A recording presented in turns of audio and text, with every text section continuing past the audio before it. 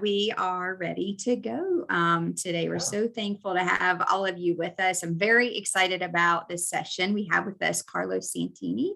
Carlos is the CEO of Mizzen by Mott. Guiding and growing Mizzen is a key resource in elevating the quality of after-school programs for young people across the U.S. Carlos previously served as Executive Vice President of Programs for After Schools All-Stars, a national education nonprofit offering comprehensive after-school programs for middle school youth in 19 cities across the country.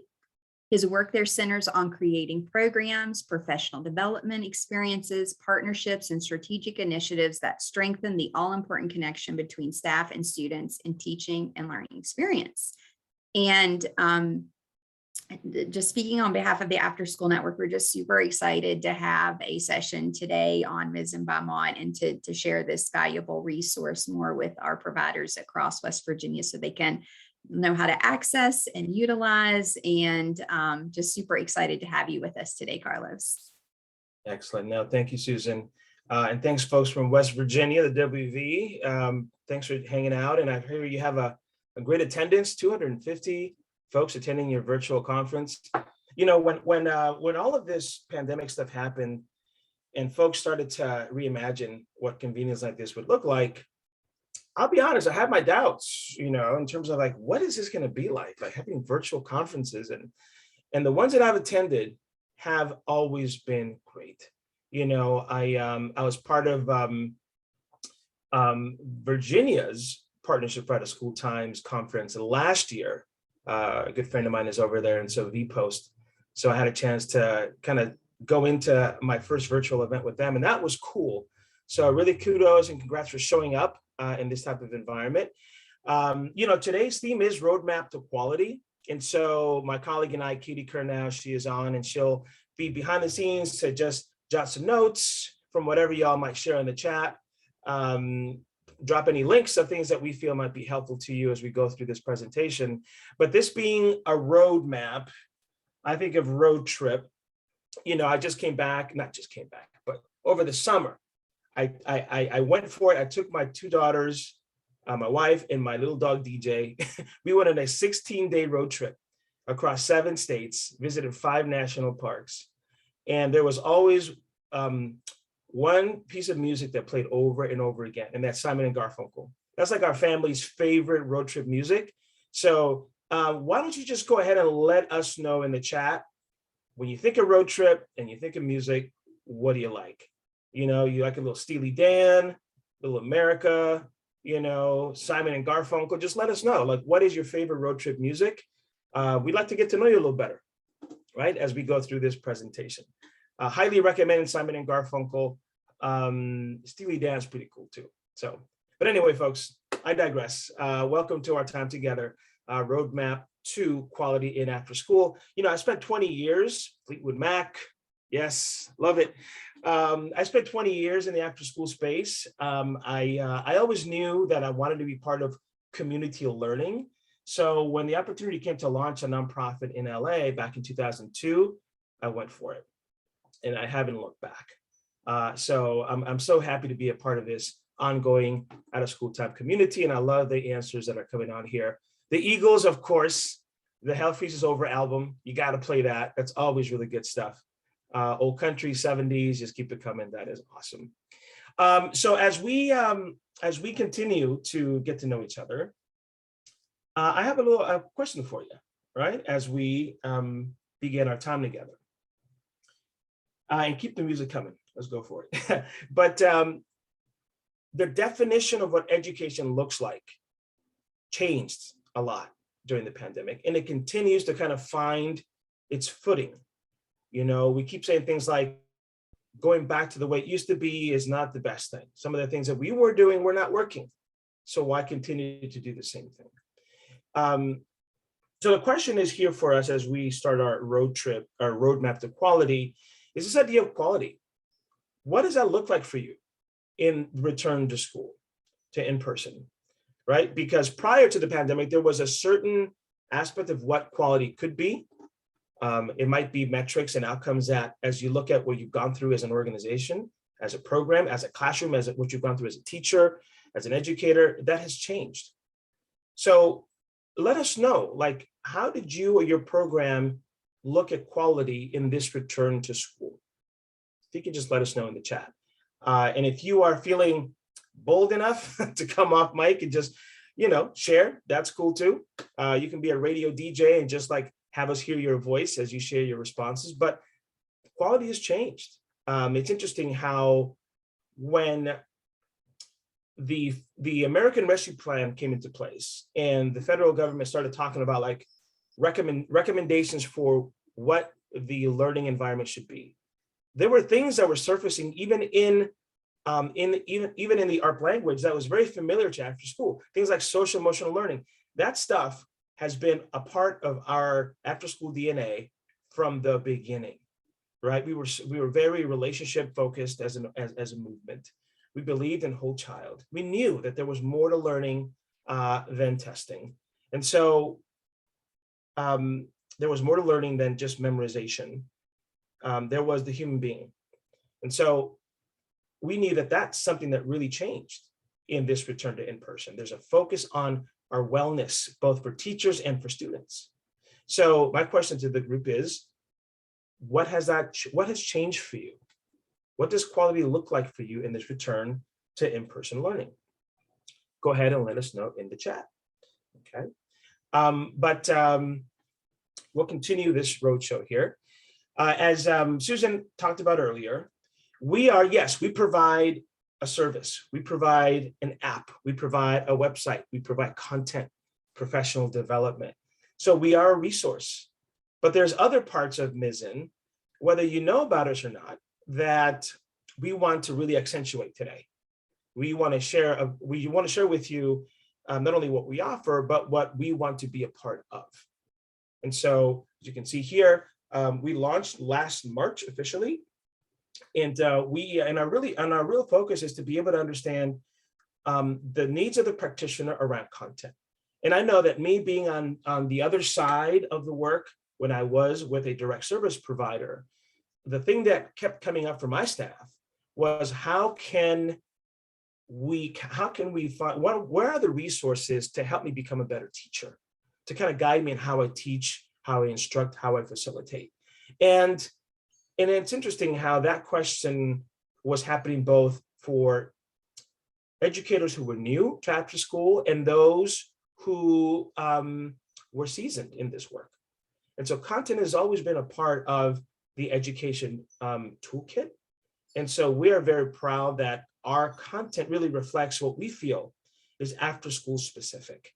And one of the things that I found challenging as I supported my staff in our PD efforts was that I always scoured the web, the interwebs, trying to find resources for my teams. And when it came to content and curriculum, there was a real emphasis on core day curriculum. And that didn't quite fit what I was looking for. So when I first heard about Mott and Mizzen, or Mizzen by Mott, coming together as an idea by the Mott Foundation, it was really amazing to see that someone was paying attention to that big need around content and a resource that's specific to after school. And that's what this is. And I'll say this, and I might say this boldly, but this is, I think, the single largest investment in curriculum development for out of school time practitioners. There isn't a more robust effort out there to get content in the hands of the out of school time educator. And the crazy thing is we're just beginning. And so we have big ambitions for this work. And one of our main ambitions is that content always reflects the needs of the field. So today, as we go through what Mizzen by Mott is, who we are, we're going to have a couple of pit stops on this road trip. And we're going to ask you about specific questions that I feel, or we feel, will help make Mizzen a much better product. And so what I'm going to do is I want to take a moment to just look at some of the responses that some of you so kindly were able to put in the chat here. We talk about this idea of how to be an amazing human being. Yes, be a great student, be a great academic, but also there's this issue about we want to be kind, caring, and strong. Continue to be great human beings. Building relationships, such a big part of staying healthy in this type of environment, especially when we were all distanced. How do you actually stay connected virtually? SEL, making kids feel safe and welcome. Appreciate that from C. Malcolm. Alyssa says, I think quality for me has shifted to building those relationships within my class and making sure children's interests and ideas really shine through. Again, the idea of youth voice being more important than ever is a real big part of what quality sounds like. We can hear children's feedback coming back to our programs. Patience and understanding. Yes, my wife is a 26-year educator, and she's telling me that she's a second and third grade teacher right now. And she's telling me that as kids are coming back to the learning space, they've forgotten some of the basic social norms of being in a classroom or being on a school site with more kids, like punching or hitting or pushing. If you don't like what someone is doing, use your voice. Some of our young ones have forgotten how to advocate for themselves with their voice. So they're kind of using their arm or their legs to make a point. So there's an adjustment. So the idea of being patient and understanding as our kids transition back is a big part of the work. So I think we get the picture. Being human-centered is a big part of defining what quality looks like for us. So we're going to continue our talk here. And like I said earlier, through the support of the Mott Foundation, this is an all-in-one tool free to all of you. And our goal is, yes, to empower young learners, but more importantly, we know that this is about empowering the practitioner. The idea that there's tools and resources on Mizzen that allow a practitioner to do exactly what they would do in the physical space of like the order of operations of thinking about the content you want to offer, searching for it on Google or some other search engine, being able to schedule it and plan it and deliver it, and then be able to reflect on it and even get some PD on how to be a better practitioner. All that is included in the Mizzen by Mott app. And so our goal is to make it an all-inclusive resource that empowers, yes, the learner, but also more importantly, the educator. So obviously the Mott has invested quite a bit in this, and we're very excited. This is just the beginning. So on this roadmap to quality, there are three things that that we want to focus on. Oh, you know what? Have I not shared my screen? Oh my gosh. Unbelievable, folks. Thank you so much, Katie, for pointing that out. I was sharing sound and I thought I was actually sharing the screen. So here we are. Perfect timing too, because this is really when we're getting into the meat of the presentation. So thanks for that. So three things that we want to focus on during our time together. Content, community, and experiences. And here at the Mizzen by Mott team, everything that we are doing is focusing on these three. So our decision-making, the way we work with the field is all based on this effort around content, community, and experiences. So join me on this road trip here as we move along. So first, the idea of content. So for us here at Mizzen, our library is currently growing. We've got K-12 curriculum in all the key areas of learning. So everything from STEM to the visual performing arts, social emotional, academic support, nutrition education, leadership, entrepreneurship. These are all content pieces that are part of our offering on Mizzen. And so we're going to get to show you a little bit of how that works a little later on, but you can go on Mizzen today. And if Katie wouldn't mind, my helpful assistant, to drop in the chat, the website to go ahead and just sign up and become a user, Mizzen by Mott, free to all of you, and sign up, get an account, and start really tinkering with it. Start seeing what's there for you. You're able to use some of the search functions on Mizzen by Mott to be able to filter down and find the content, the exact content that you need. So for us, this library is growing. And what I love is that it's a combination of both great partners in after school, great education partners who are contributing content to after school. And we're also reaching out to individual practitioners who really have great content to share. And what I love about what we are doing is that it's not just that we are putting up content for all of us to access, but in future months, we want to be able to start promoting this as your own personal learning management system. So if there's content from your organization that you feel is awesome, you love it, it's easy to use, it's intuitive, kids are responding to it, staff share it internally, bring it up to the national level, right? Let's take a look at it. And if there's content you want to send, I'll have Katie put in an email address for you to be able to share content. And there is a process by which we review and vet and upload content. So there is a process for that. But the idea that not only do we put up content on Mizzen, but as practitioners, we want you to feel like if you've got great content in your org, you can really lean on the Mizzen by Mott app for it to be uploaded and be available as your own personal learning management system. So, and we consider this both like the idea of content, it's also solutions, things that will help not just you individually, but even your organization be able to take content that you love, that matters to you all, and put it in a place that's easily accessible and not only used by your org, but it's something that can also be distributed across the country. Right, so content, high quality, it matters to us. That's a big part of our road trip to quality. Okay, and I talked a bit about some of the content pieces. I know one of the things that seems to be a common denominator across the networks is STEM and STEM content and SEL and 21st century skills. This seems to be a category of content that a lot of folks are really looking for. So again, that's something that you can find on Mizzen by Mott. If you've got awesome content here that you want to look into the idea of sharing it on a national platform like Mizzen, just email us and let us know what you're thinking about that. So we're going to take a little bit of a pit stop here. And I'm going to do less talking and more listening. When we think of content, what matters to you and how it's developed? Right?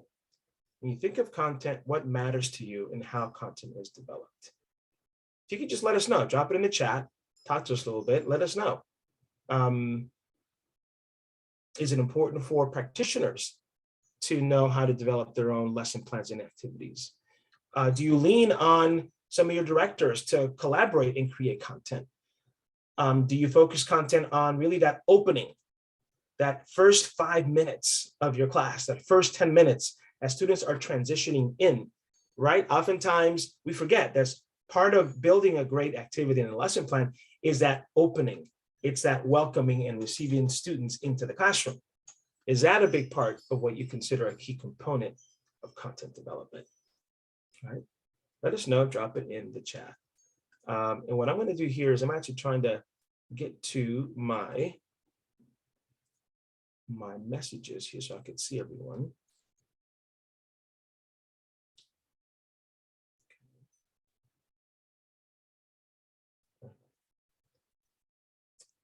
Okay, I cannot see my chat, so I am going to, maybe Katie, I'm going to lean on you a little bit, Katie, if you're able to see some of the chat responses in terms of what do folks find valuable in content development. What do you see popping up on the chat? Yeah, I'm happy to read these out. So we've got a lot of creativity and individualizing. Jessica has this really great one that the content is developmentally appropriate according to age and needs. Really great content here. So age appropriate, collaboration between both colleges and the children in the class are all important to content development. Individualized, creativity, age appropriate. So we're seeing lots of trends. Interests of the children, something to engage their minds. Content is impactful and the lesson has staying power in the brain. Love that. Shannon says child driven. Shanna says, when I do my lesson plans, I make sure that it is very interactive in meeting their interests. I love that one statement of it has staying power in the brain. Yeah. You know, it's John Dewey, the famous American educator, once said, you don't learn from experiences, you learn from reflecting on experiences. This idea that there's stickiness, that it stays in the brain. And I would say, and I don't know if you see this, Katie, at all in there, but the idea of slowing down and checking for learning. Oftentimes our young educators, and and there's many of us here who are experienced, who are seasoned. So, I'm preaching to the choir here, but sometimes our young educators tend to move fast. I've seen it. Tend to move through the content very quickly. And there's this like need to slow down and check for learning. How is this coming across? How am I sounding? How are they looking? What's the body language of my students? So the idea of it has staying power in the brain has so much attached to it. So I really, really love that response.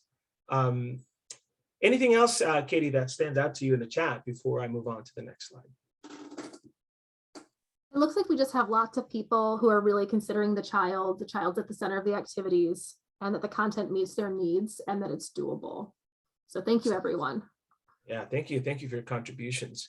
The next of our three-part roadmap to quality, we looked at content and what we feature on the platform, and more importantly, hearing from you as to what matters in content development, the idea of community. So with Mott, there are elements of the app that allow you to build community on the app itself. Now, when you sign up and you become a Mizzen by Mott user, you have the ability to create groups. And when your organization signs up for an organizational level user account, you're able to, as more users jump on and create Mizzen accounts and create groups, you're able to message one another. And having run a local chapter here in LA, at the point when I left in 2015 to join the national Afterschool All-Stars, we were at 49 sites. And as some of you may know, LA is a sprawling city. So from east to west, north to south, there's a lot of mileage. There's a lot of territory in between. So getting program leaders, site coordinators together from the same city at a meeting was a luxury, especially in LA traffic.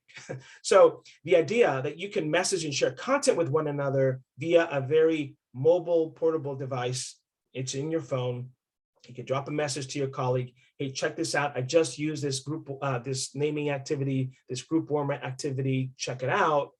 That's a cool feature. It allows you to build community, a learning community right on the app. You're also able to schedule. Your activities for a later date. So as you think about program leaders and either yourself running classes, or if you're a site coordinator and you're helping your program leaders organize their teaching schedule, you can use the content in the Mizzen by Mott app to schedule any class, any of your content pieces throughout the year. So whether you can schedule it once a week, twice a month, once a week for 10 weeks, you have the ability to schedule that and build that into your profile so that your content stays organized and you know exactly when you're going to teach it. So we have the ability to build groups, schedule your content, message one another as colleagues, and build that community over the app. Okay. These are some of the comments from some of our Mizzen users from different organizations. Just kind of wanted you to take a moment to read that. Okay. And then for us, another pit stop, because again, we want to spend more time listening to you. When you think of the after-school community, who's a part of that community? So we know that we have one another in terms of either after-school leaders, after-school educators, directors and managers. We have that community. Who else makes up your learning community in after-school? I'm curious because I know one of the strengths of our work is that we are very much about community. So the idea that families, business leaders, other community-based organizations that partner with us to do this good work. It's important. So take a moment to let us know, like, who makes up your after-school community, and then secondly, how do you learn from them? One of the things that my colleagues and I have been talking about is that after-school educators, we saw ourselves as almost like surrogate families, right? Our kids had a place to go to while their parents were at work.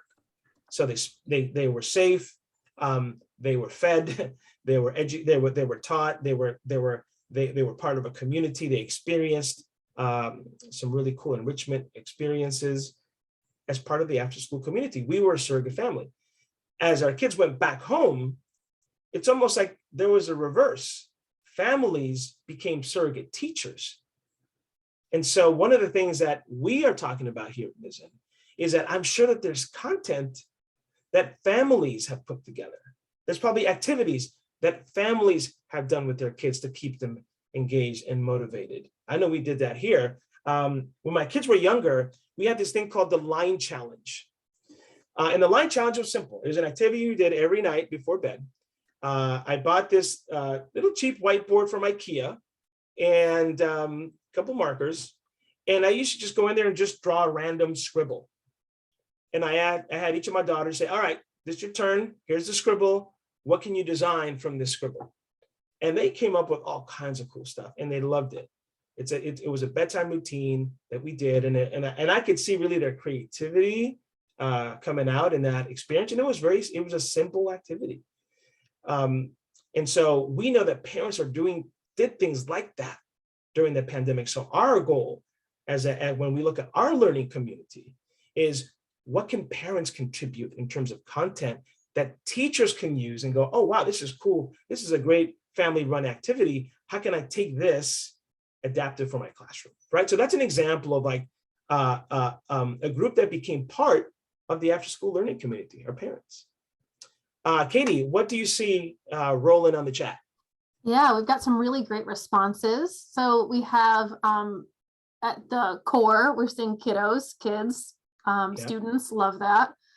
Staff, we have families, grandparents, guest speakers. A number of people mentioned businesses in the community. Some of them rely on volunteers. They are part of their community. We have student tutors. I love that, engaging other students to get involved with the after school program. Administration, county director, extension school system. So we've got lots of different people connecting in different ways, childcare providers, local college students as mentors. So really great networks. Excellent, excellent. Thank you for sharing that. And when we think of content, it's interesting that even for us here at Mizzen, we're trying to reach out to have members be a part of our community as well. So that may have not been a part. So for example, the Lieutenant Governor for the state of Michigan, Gilchrist, we asked him to sponsor a playlist. And in Mizzen, there are 3 types of activity or 3 types of content categories. One are just standalone activities that you can do in a single day. The other is modules, which is a collection of activities that can be taught that are sequential. So basically like a 10-week curriculum. So that's a module. And then we have playlists, which is a collection of a variety of different content that falls under the same category as, for example, let's say physical activity or summer learning. We've created categories of playlists that feature all types of content from all different types of folks. And what I'll do is, instead of talking about it, I'm just gonna pop open my screen here, and I'm just gonna share. I'm gonna go here to our this is our web-based solution. Okay. And so here you see the screenshot of our homepage. And then for content, we've got these 3 levels of resource. Like I said before, activities, which are standalone, activities that you can teach in a single day. Modules, which are sequential. This is a collection of activities. So for example, I'll go to, let's see here, Intro to Science Notebooking. You'll see here that this is a 4-week activity. It takes about 4 hours and it gives you the grade band. So this is an example of a module, a 4-week module. Activities are all standalone activities. So if we go to a 3-line soccer, it gives you just a single activity, tells you the length of time, the grade band, and the details behind how to facilitate this activity. And then finally, we go to playlists. And I talked about this earlier, which is a collection of activity under the same category. So for example, for the National Summer Learning Association, great partners of our community provided a series of different, or not provided, but they reviewed our content and recommended that these be bundled under a summer learning playlist. So if I go to engineering a string instrument, it gives me a preview of the activity under that, under this playlist, and I can go ahead and view that specific activity. So this is all, what I love about this is that this is what the community, the Mizzen community has done. It has brought their best content and shared it with all of you.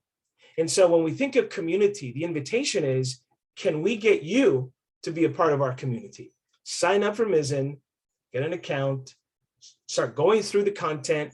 Like I said earlier, you have these abilities to filter by category. So you can pick any one of these. And again, this library continues to grow of these categories. For example, let's use STEM. Or I can go to social emotional learning. Actually, let me do something real quick here. I'm going to clear any filters here. Let's see here. Cool. So you can look by category, 21st century skills, arts and college. And just kind of like, I think we have a setting here that is limiting. Clear the filter here. But we'll get back to that in a second. But again, this is all part of the content community of Mizzen by Mott. Okay, I'm going to go back to our presentation. And we're going to continue on our roadmap to quality. Next is experiences. We talked a bit about this. It's not only enough to have content that we all huddle around, which is the community, but it's also important to have experiences. And experiences for us live in one of two ways. Experiences are both professional development time that we get together. And so the idea is it's not enough to just have pro tips that live on our app, which are professional learning tips and tricks that I like to call PD in your pocket. They're ready to go in different types of categories for different types of settings or environments.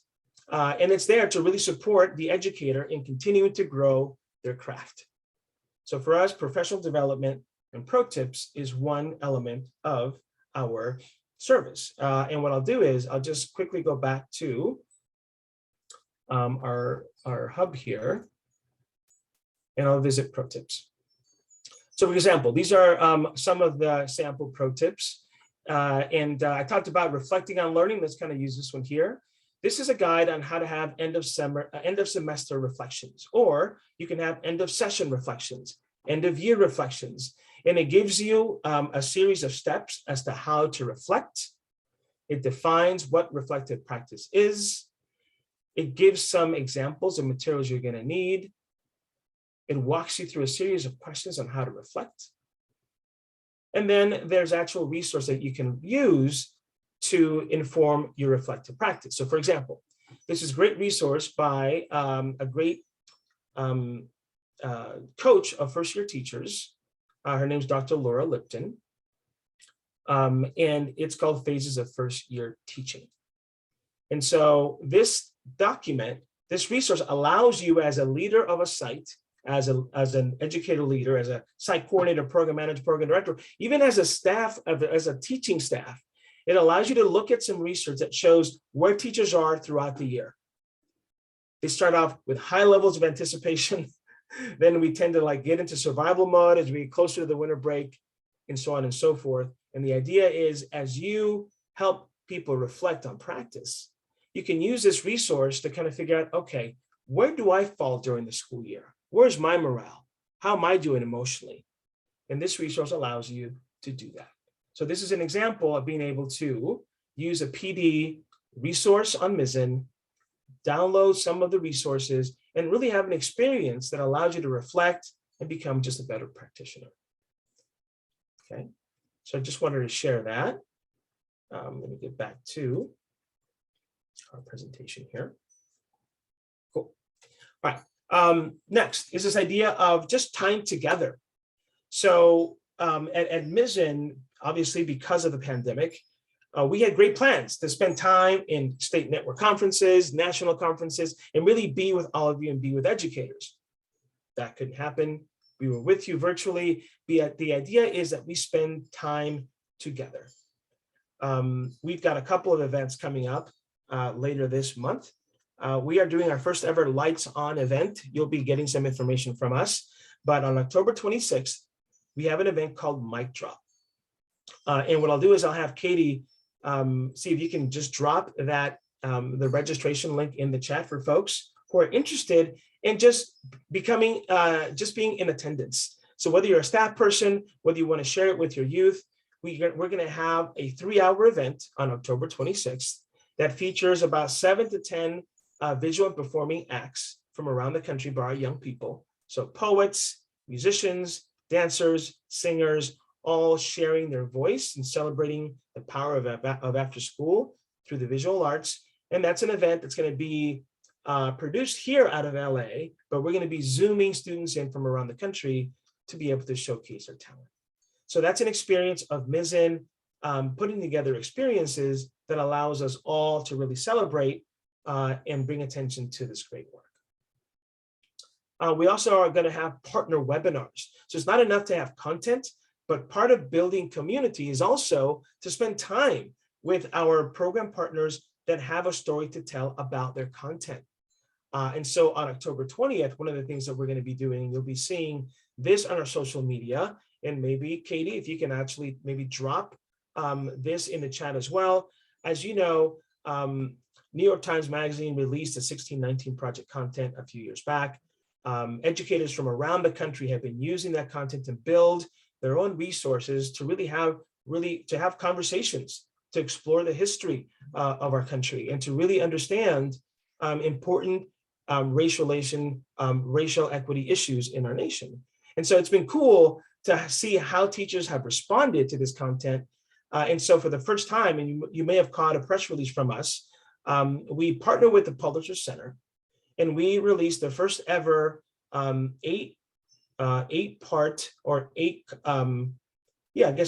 series on 1619 Project content for after school, lessons and activities for the after school field.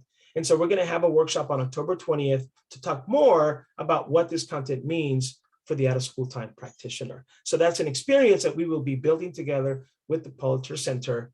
So both the Mic Drop event on October 26th and the October 20th orientation of the 1619 Project content for after school, those are experiences that we are looking to build for the out of school time practitioner. Katie, anything you want to say about those two in case I missed any detail that folks might want to know?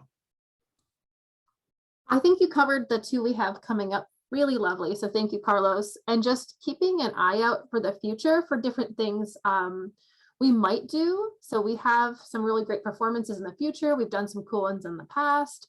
So just following us on social and signing up for our newsletter are really great ways to keep in touch and to learn about upcoming events. Awesome. Thank you, Kate. Appreciate it. Okay. So actually, I do have sound.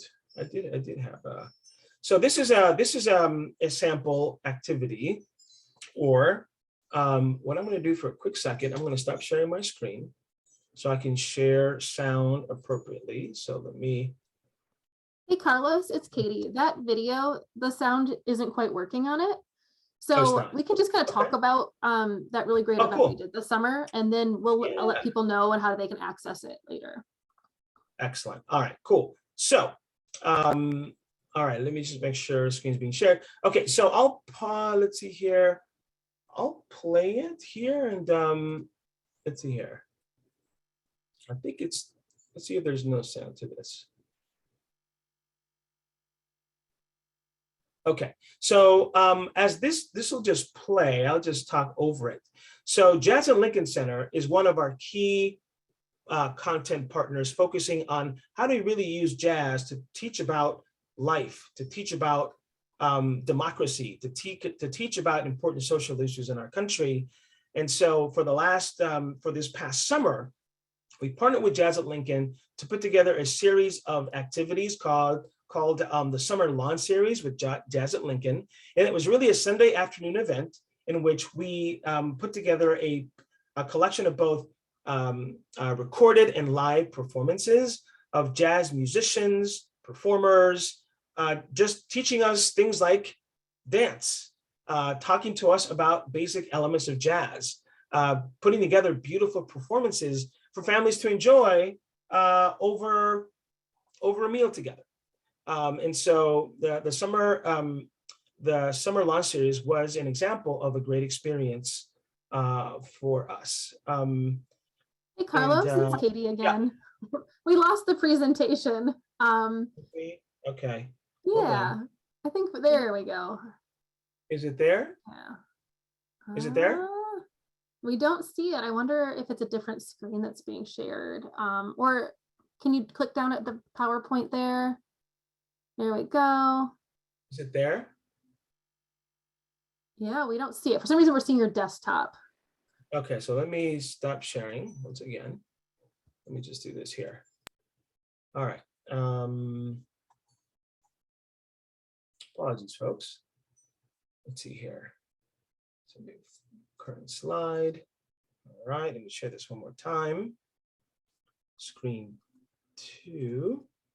Okay. How about now? There it is. We got it. All right, excellent.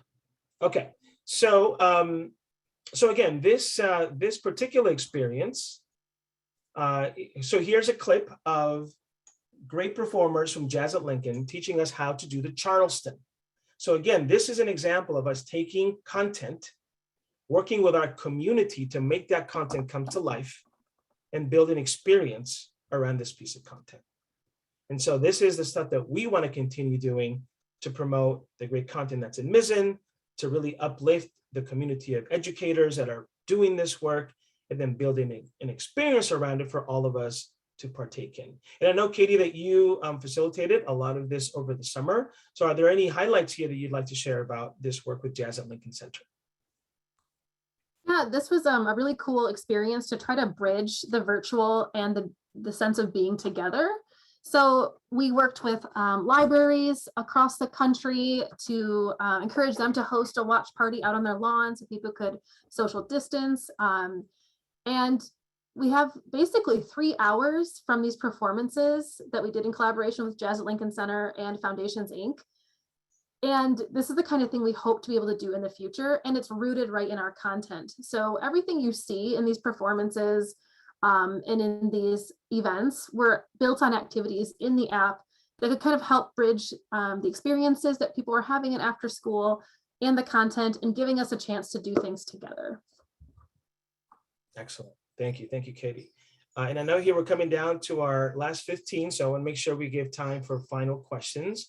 But for us, curiosity is a big part of building experiences. So when we looked at the Lights On opportunity, we first went to what can we do to really showcase the voices of our young people. And so for us, it's curiosity really drives us to build experiences. So for us here on this time together, how do you stay curious and invested in your own learning? Right? Because a big part of building experience is to stay curious, to try and really stretch ourselves, really bring learning to life. So I'd love to hear about how you all individually or within your organization, how you stay invested in how you learn, especially in this new era where we're transitioning back to in-person, reinventing how we approach the work, and kind of always staying at the ready. Because as we know, the last, year and a half, 2 years has been unpredictable. So it's really tough to stay really sharp, right? So how do you all invest in your own learning? And again, Katie, if there's anything here that you see in the chat that you'd like to share, please, that'd be great.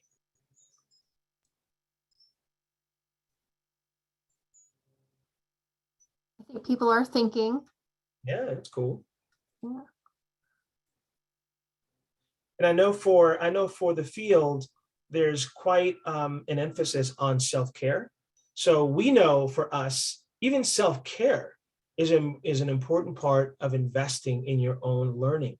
Taking the time to pause, look back and reflect, to pause and think of new ways we can approach on how we can approach the work, to pause and have conversations with your colleagues, or just to pause and just take that time for yourself. That's an important aspect of being an educator in today's climate, is to make sure you take care of your own needs, to stay motivated, curious, and excited for your children, for your students, and your colleagues for that matter. So, great. Okay. Any highlights there, Katie, before I move on? I think people are still thinking about their learning. Oh, here we go. There we go. We got a great one here. So reading, always reading and listening to podcasts while I clean or drive, passion for education, always searching for information, want to be the best educator that she can be and have the information that is evidence-based. Trainings, fantastic here. And thank you, Alyssa. And I'm so sorry I can't see your first name, Jay Holcomb. Thank you for that. Emily says, if it is a topic that interests you, you'll be more willing to seek more knowledge. If it's a topic that is of interest to your students, you should always want to expand your knowledge too. I love that. Awesome. We've got exploring new topics, lots of curiosity here. After doing trainings or doing research and bringing that into the classroom and seeing a difference really motivates me to learn more. Thank you, Anna. Excellent. Haley Excellent. says, podcasts, new topics, and staying up to date. Podcasts are so cool. That's me. That's my note. Podcasts are amazing. That's awesome. Well, thank you. Thank you so much for sharing all those tips. Staying curious is such a service for your colleagues and your students. A couple of years ago, when I was with the All-Stars, we did an annual youth leadership event, 5 days together at the, and some of you, it's a little closer to you than it is to us, the 4-H Center in DC. We spent 5 days there together, and we used to have workshops around leadership. And one year we chose the arts as a way to showcase leadership skills. And one of the things that we did, and this is all based on curiosity, my daughter's a great artist. I am not. Stick figures is about as good as I get. So I've always had this thing that I've told myself, I'm not a good artist.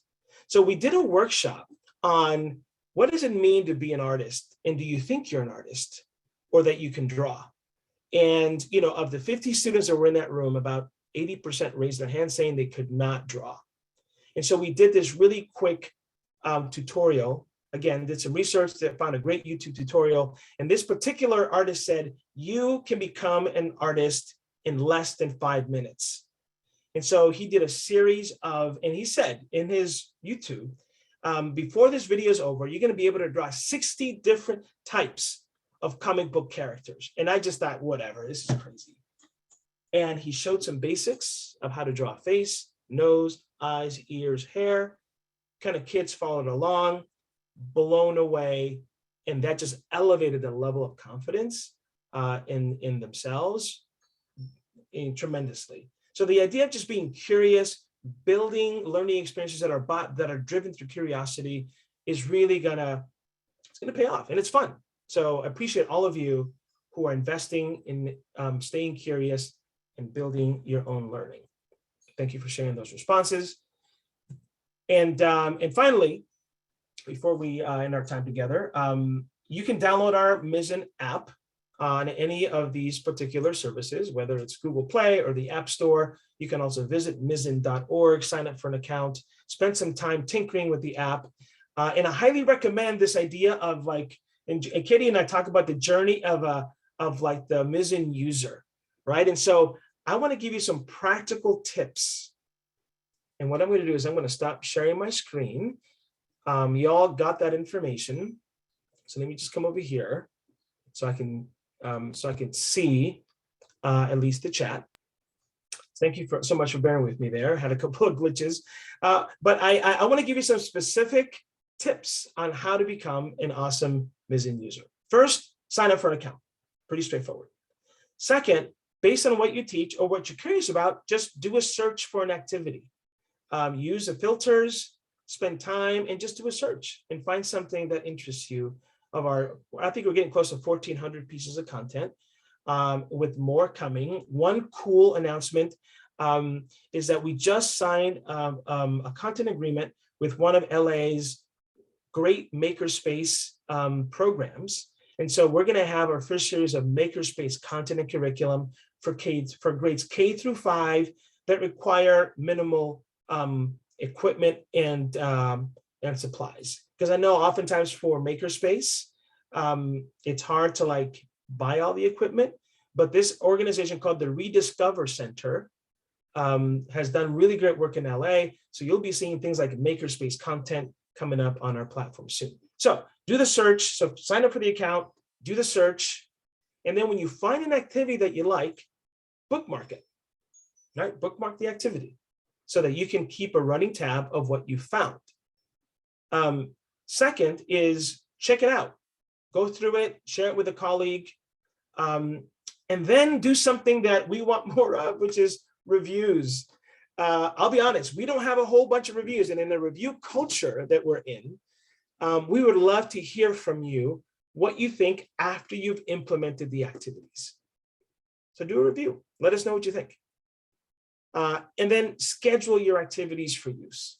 So build it into your scheduling day. So when you sit and you're planning out your time together or on your own, and you're looking at the next 4 weeks, the next 6 or 10 weeks, have Mizzen be your content companion.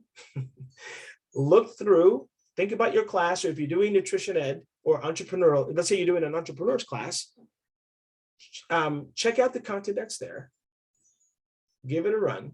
And then if you think that it works for your class, build it into your schedule so that you can then put it to work, use it, get feedback from kids, rate the app, let us know what you think. Because again, we're only as good as the feedback and the use that comes from all of you. Okay. So that's like my last tips and tricks on how to become an awesome Mizzen user. And we look forward to seeing more accounts and users coming from West Virginia. So that's our time. Definitely open to questions. Susan, I think I'm going to hand it back to you. Yeah, thanks. Thank you so much to Carlos and Katie for joining us. And I really appreciate all of these tools and resources you're dropping in the chat. I'm also meeting after this with the 21st Century Program Directors. And so we've been sharing some of those, but I see a couple of new things there that I didn't know about before. And so I'm going to also be sure to share them in that meeting as well. But if anybody, if you have any more questions, feel free to drop those in the chat. And we just really appreciate your time today and just really excited to have your expertise around Mizzen and that opportunity to share about the importance of the app and what it can help provide for programs in our state. Cool. Thank you, Susan. Thank you. And remember, if you've got any questions, please send us an email our way. Any assistance, we've got some very friendly customer support folks who are at the ready.